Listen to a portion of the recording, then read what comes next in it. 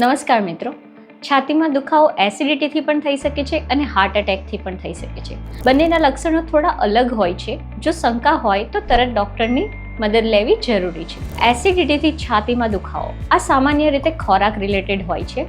લક્ષણોમાં છાતીમાં બળતરા, ભારે ખોરાક ખાવાથી કે તળેલો ખોરાક ખાવાથી દુખાવો થવો, મોઢામાં ખાટો તીખો સ્વાદ આવવો, ડકાર આવવી, સીધા બેસવાથી અથવા તો એસિડિટીની દવા લેવાથી એમાં રાહત થાય છે. સામાન્ય રીતે દુખાવો હાથ, જડબા અને પીઠ તરફ ફેલાતો નથી. હવે હાર્ટ એટેકથી છાતીમાં દુખાવો આ ગંભીર સ્થિતિ છે. છાતીમાં દુખાવાના લક્ષણમાં છાતીમાં દબાણ, ભારેપણું અથવા કસાવ લાગે છે. દુખાવો ડાબા હાથ, જડબા, ગળા, ખભા અને પીઠ તરફ ફેલાય છે. શ્વાસ લેવામાં તકલીફ પડે છે, વધારે પડતો પસીનો આવે છે, ઉબકા ઉલટી થાય છે, ચક્કર જેવું પણ આવે છે અને નબળાઈ લાગે છે.